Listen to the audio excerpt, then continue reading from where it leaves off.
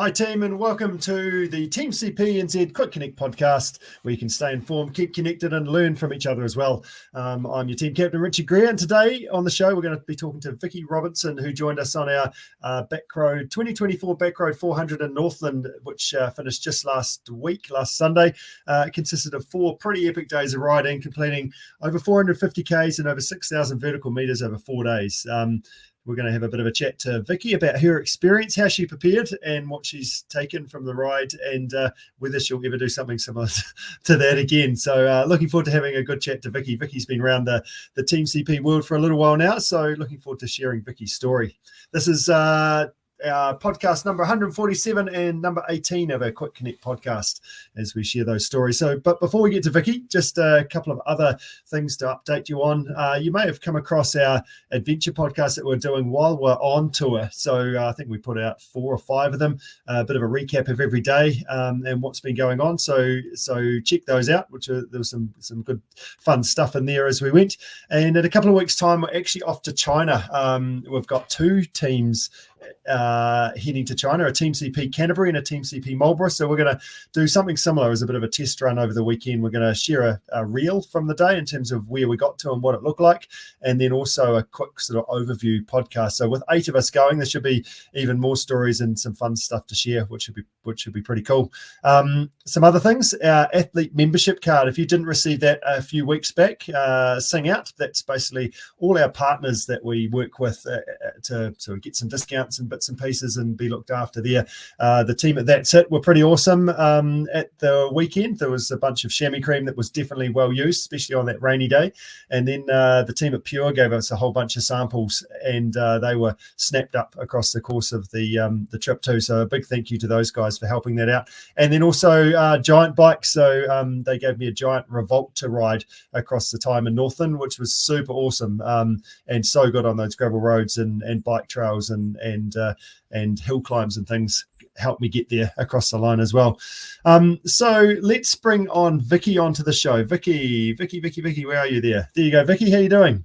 Hello. I'm good, thanks. How are you? Oh, yeah, good, thanks. Hey, so good that you could join us today. And it was really cool to be able to hang out with you for a few days as well, because, I mean, we've been in touch for a number of years now, really, but probably haven't spent a bunch of time riding. We've talked a lot about riding, which is one of my favorite topics, but not actually riding together. Yeah. The first chat with the group was, well, how do you know Richard? And I was trying to remember, like I must have known you like 20 years ago. So it's been a long time. Yeah, it has been a long time, hasn't it? Chatting about like how to get better on your bike. It was nice to see your face for a few days. It was great. Yeah, it was. And in hindsight, actually, we didn't ride much together, did we? You were pretty much in front of me. Yeah, that was about it. Wow. It might be the only time in my life. Yeah, day 2. No, day 2, I think I snuck ahead. And the only reason we snuck ahead because I was on the Maddie train and just sitting on his wheel, and we really didn't stop too much, so you could catch up. Pretty fun. It was I felt for you because you were suffering, but it was nice to be ahead of you for a couple of days too. Yeah, and one of the things around it was we weren't 100% sure how you were going to go. Just in terms of the trip, how is it going to sort of pan out as such?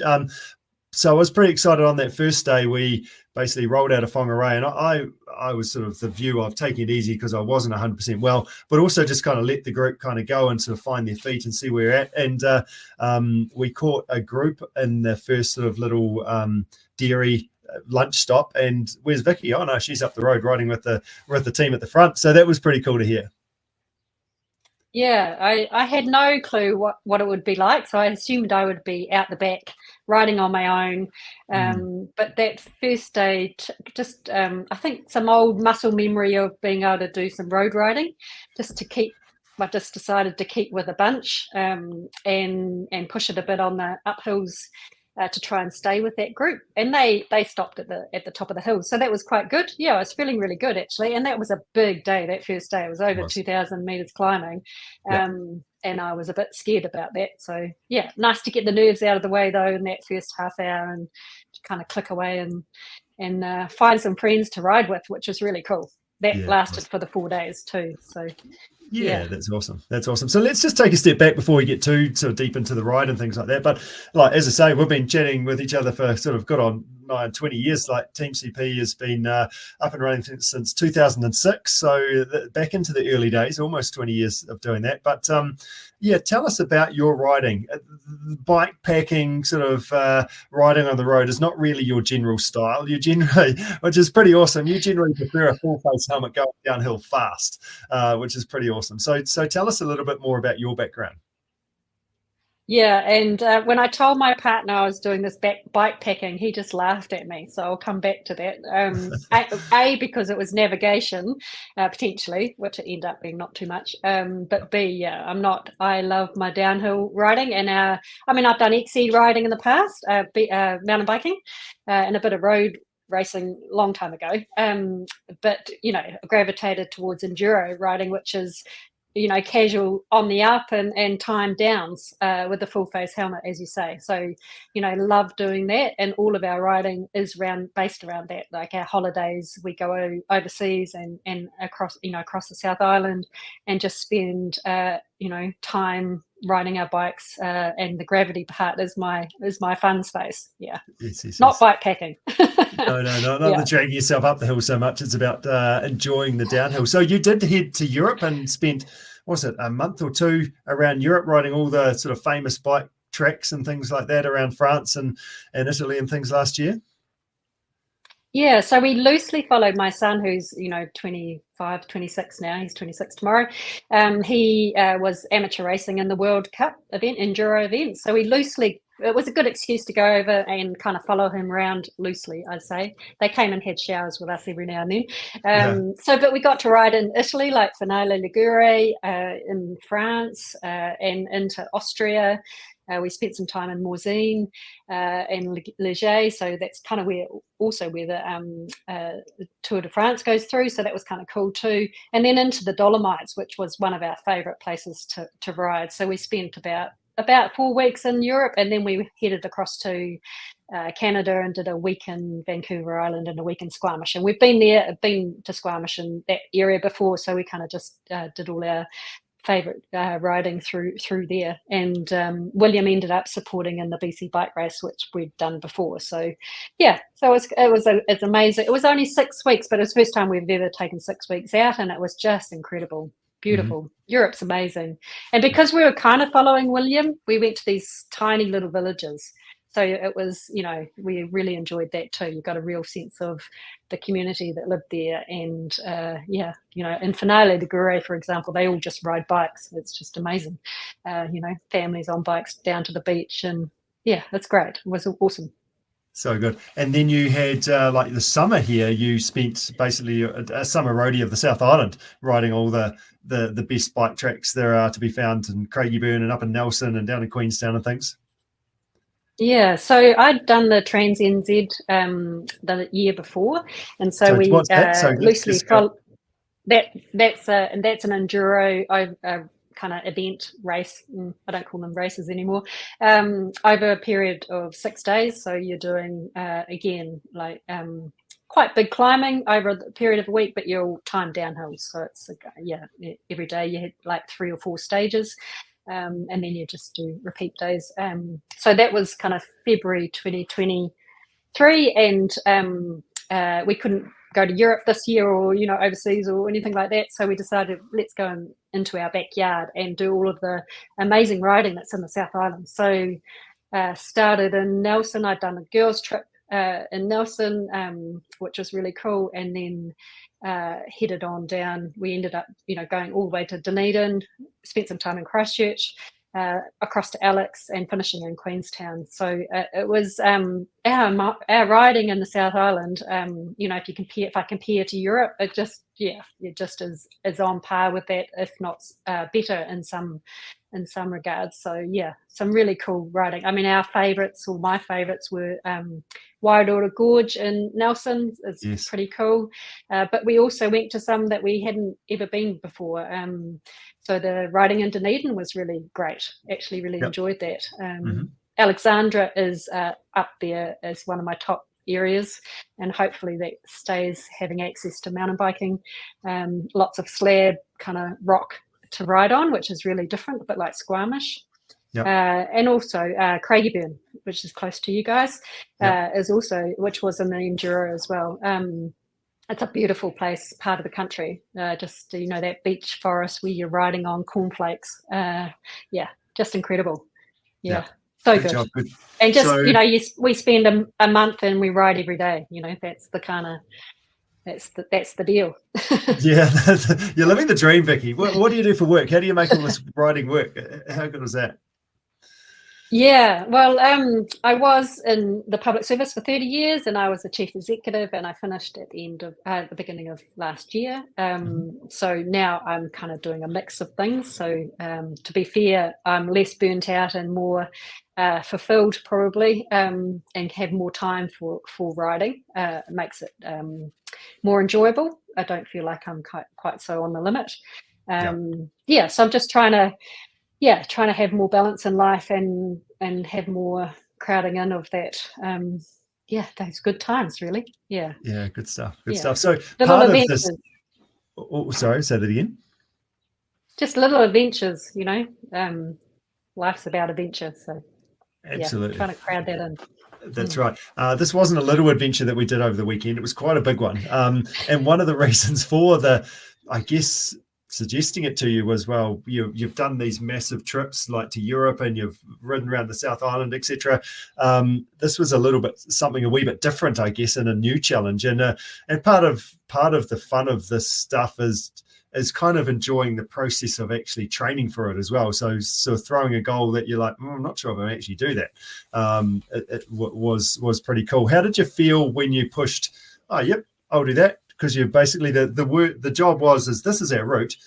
This is where we're staying. Feel free to come if you want. And naturally, and as a result of that, we had like 20 people join us, which was super cool. So how did you feel early on when I sort of put it out there to say, oh, Vicky, maybe this is for you. Have a go at this for a new challenge? Yeah, I mean, we were talking about how do I keep riding through winter, because I get a bit lazy, right? And so you said, oh, well, how about you come and do this thing? And I thought, oh, yeah, that sounds great. I can do that. And then I hung up the phone, and I think it's the first time in 20 years I've had a complete crisis of confidence with you. And I nearly texted you to say, hey, I don't think I can. Oh, there's no way I can do this. There's no way, and it wasn't so much the gearing up and the, getting your head around the bike packing part. It was just the length. For me, it was, something I hadn't really done before. So, I got over myself. By the time I talked to you the next week, I was kind of like, oh, okay. I always think it's impossible, that great Mandela saying, it looks impossible until it's done. So I just remind myself, lots of people do these things, and just give it a go. And what's the worst that could happen?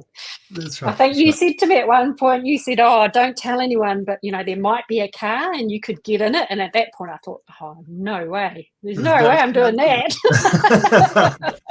That's right. Yeah. So that kind of gave me impetus to make sure that that was the absolute last. And it turns out that I was the one that got the car at the end anyway, which is pretty funny. But, you had a good excuse though. Yeah. But I guess that's also probably wasn't the best one to sort of, I just basically look and go, oh yeah, that seems fine. But then when you've been riding for 6 or 7 hours, I think my first day took us 9 hours as we sort of cruised through it. It's a big day. It was a long time, wasn't it? And you mentioned at the start that first day was a big day, and it was the hardest overall to be able to do that. So you've done very well to get through it and get around it. But let's talk a little bit about your training. What did you do to prepare for this?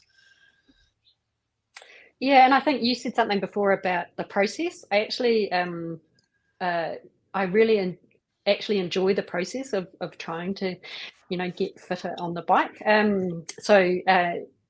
Trying to, I don't always enjoy it, but a couple of things that really helped me. One was signing up for that crazy Tour de France challenge that you put out there. So you tend to put, challenges, and that kind of kept me with something to aim for that wasn't focused on that 4 days coming up. It was just here and now and do this thing. I think the other thing is that, I am a person that kind of likes the program, and that's why I kind of keep working with you, even though I'm not a competitor. and that keeps me consistent. So I'm kind of either I overdo it or underdo it. So I think, you know, having that kind of person to bounce back and say, hey, you know, Vicky, don't overdo it.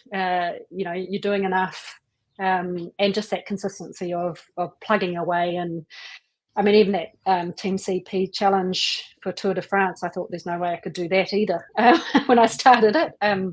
But you just said to me, just keep consistent, plug away, and keep going with it. So I think that really helped, and not overthinking it too much, I think was also good. Just, okay, take one day at a time, really tune into how I was feeling. And the strength training really helped. I really did that consistently through that last 3-month period too. So getting into the gym and doing, I think for menopause women too, that really helps. Doing heavy lifting really. So just that consistently twice a week really helped for me. In the later stages, I think you sent to me a mobility piece. So I thought I was probably doing enough of that, but I just did more of that on a daily basis, I think, which also helped. Yeah, nice. Just to move your body, especially when you're on your bike lots, aren't you? You're sort of in that one position, and it's nice to move differently, to sort of free your hips and things and back up as you go. No, that's great. And that Tour de France challenge, you absolutely nailed it. I don't know what percentage of the Tour de France, but it was 25% that you did in the end. Like that's a lot.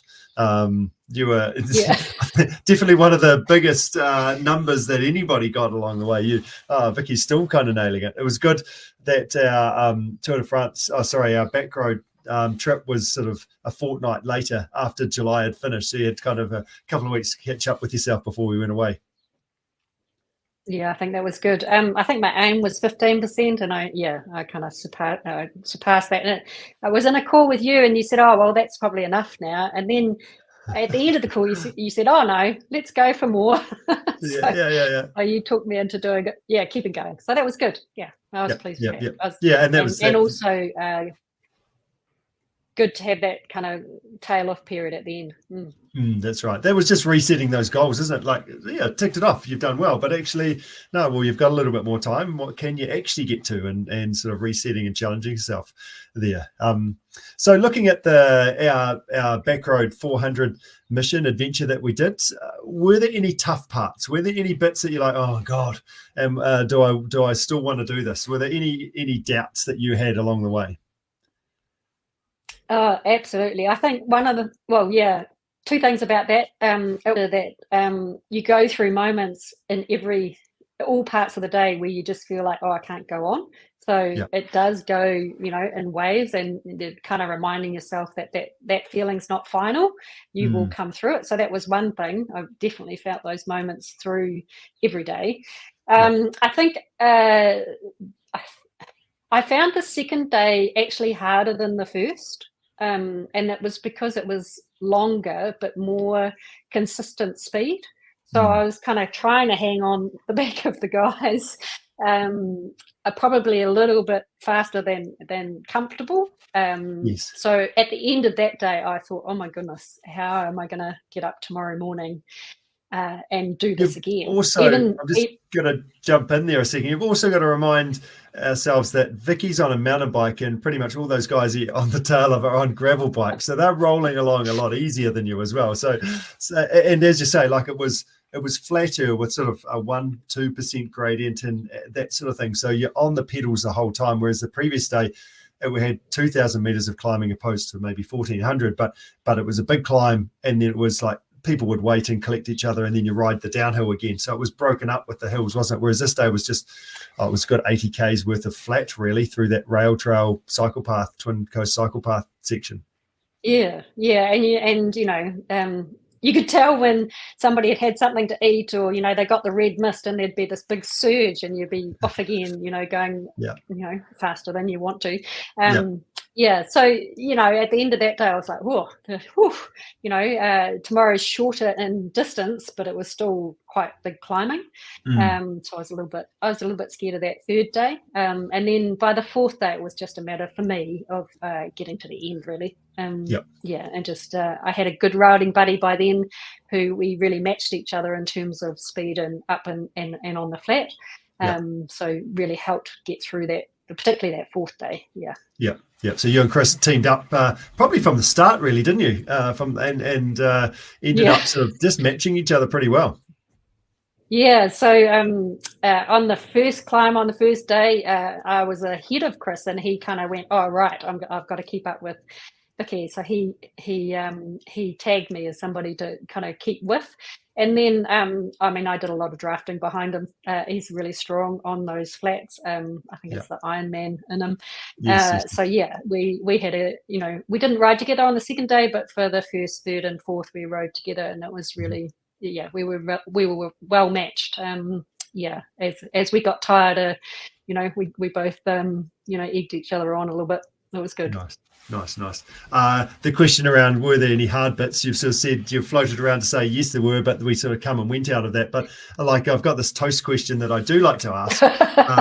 So I need to throw it out to you. On what level, like in the darkest moment there, where were you at in terms of toasted? From one being burnt toast, it's stinking out the house, through to hardly even toasted at all at number 9. Whereabouts did you get to?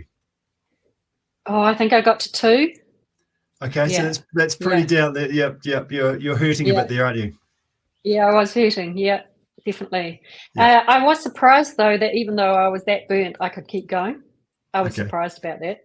Yeah, it was just like, okay, just get on your bike, and you always say, do your 15 minutes and see how it feels, and I kind of used that mantra a couple of those times. Yeah, I was down to I think my piece of toast was like flaming from the toaster. It was like just dust at the end of it, and it wasn't 15 minutes.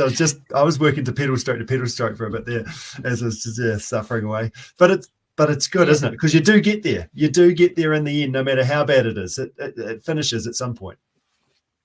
Yeah, I think I learned pretty quickly not to think about how long we were on the bike for. So my watch would click over 5 kilometers and give me a little 5 kilometer sign. So when I was in my worst moments, I'd just say to myself, okay, do the next 5. Okay. And just click over the next 5, and just and then over. It's a bit like sleep and thinking about sheep or something. It just and then I forgot about it again, that it was hurting. And then you get through that bit, don't you? So what did you learn? What were some learnings around the trip? What did you sort of take away from it? Heaps. So on the bike setup, I think great shout out to Get Lost Cycling in Wellington, who are a little local bike shop who set me up with bike bags and actually got a little frame bag made for me and all that sort of thing. So that worked really well. I think for that trip, you're right. If I'm riding with people who've got gravel bikes, it's quite tricky to keep up, both on the up and the down. Actually, I didn't have enough gears on the down to smoke them off, even though I'm probably faster on the down than some of them. So that kind of for that ride, you could do it on a gravel bike, and that's what I would recommend people do. I didn't want to buy another bike. Not sure this is going to be for me long term. I think somebody said to me early on, don't overthink it, Vicky. Just you'll work it out as you go, and that was really good advice. That don't worry too much about whether the gear is going to work, or you will work it out. For me, getting food was the really critical. I had to do a lot of planning around that. So just learned a bit about that, and making sure that I've got enough food on board. And why is that? Because there were lots of pie shops along the way, which I think we had a pie shop tour of Northland with Len's Pies for our pie and our can of Coke for $3.50. Where can you do that at another place? But pies weren't really your go-to, were they? No, so I'm gluten and dairy intolerant, so and it makes me sick, so it would really make riding really hard if I kind of did anything like that. So you guys were all eating your pies, and I was filling up with whatever I could find, but I also took quite a lot of my own food.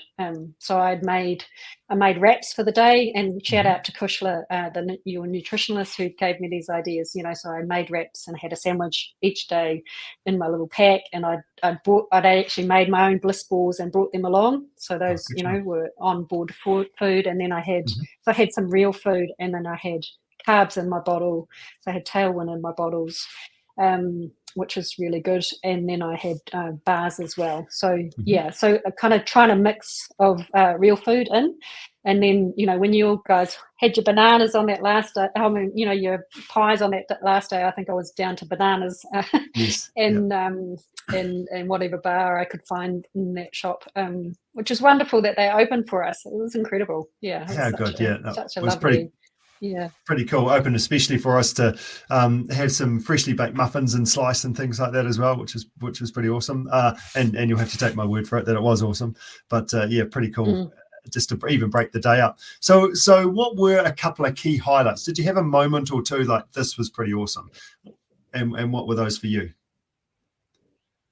Yeah, I had a few. There was parts. I'm really loving the bush that we went through. So we went through a lot of, and I might have been the only one that noticed some of it, but a lot of regenerating bush. So there were a lot of, you could see where people had replanted and were replanting.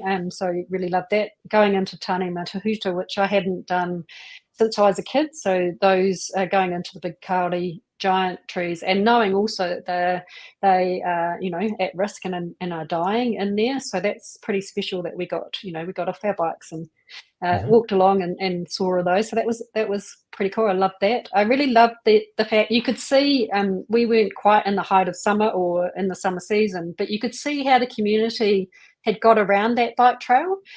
So there were, there were mat boards along some of it. There were obviously where community would open up, little stalls. You could see that they would do that more in summer than we were there. And, even where we stopped in Waimakaro, I think there was a little sausage sizzle. They were doing a market. That's right. Where you guys had sausages. So those were kind of highlights of the community feel of it, and the kind of going into amazing country that you wouldn't necessarily do, at a slower pace, I think. And then the other highlight for me is, like, none of us knew each other. Some of us had swifted together, so we knew the dad jokes from John Peoples on a Friday morning sometimes.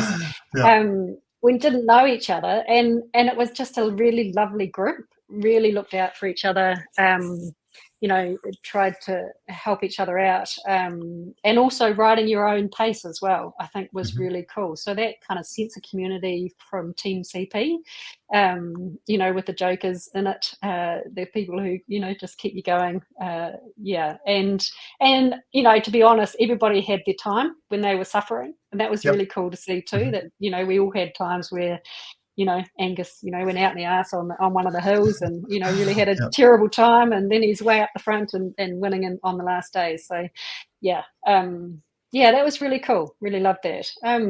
Just the adventure of just doing something that is way beyond what you think is possible, and going, oh, actually, that's cool. With a cool group of people. They were a cool group of people. Yeah, brilliant. So does this sort of stoke the fire for potentially another trip or similar adventures for you? Is bike packing just sort of gone a big tick, happy with that, I'll move on? Or is it like, oh yeah, maybe I could do a little bit more of that? There's something in this.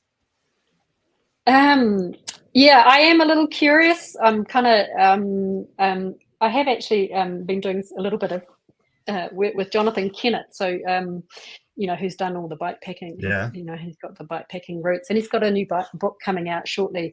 But I'm curious about, like, the Cave 500 is one where it goes more off-road, it's more into single track.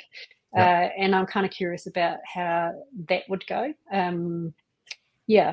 on that one, just quickly explain that. So it's top of the south, so it starts in Tipawera or whichever way you want to do it. It goes over the Rameka, which is a beautiful ride, into the Heafy, which I haven't done before, and then over the Ghost Road backwards from what you would normally do it, and then back into Tipawera. So it's 500k, and it's probably a lot more climbing and a lot harder climbing because it's kind of single track. So I'm kind of curious about that. Was that a thing I could potentially do? Yeah. I don't know about bikepacking generally. Like people are doing sounds to sounds next year and that sort of thing. I don't know. Yeah, good. So the next trip potentially is a little bit more backroad in the off the beaten track and not the support available. Sort of you're thinking more dock huts and tracks opposed to little towns to pass through. Yeah, I would still preferably not do it tenting. So trying to, and I know people who've done those ones with accommodation, because I think that makes a big difference. Yeah, it does with the amount that you have to carry. Really helped up there. And then how do you work it out with your food? Yes. Let alone can you do it? Yeah. Yes, that's right. No, that's awesome, Vicky. Yeah. Cool. Yep. Perfect. No, so good. As I say, it was super cool to be able to hang out, catch up, and share that experience, isn't it? And get up and share a really cool adventure together. And it was a super cool group of people that kind of just enjoyed sharing and enjoyed helping each other out, and everyone, there was a bit of racing went on, which was quite fun from time to time, but ultimately it was actually let's just cruise and enjoy riding our bike. And it was long enough that we really got to know each other well, and some evening meals and lamb shanks and bits and pieces amongst the trip as well, which is pretty cool. Did you manage to get a lamb shank, or what were we doing on that night?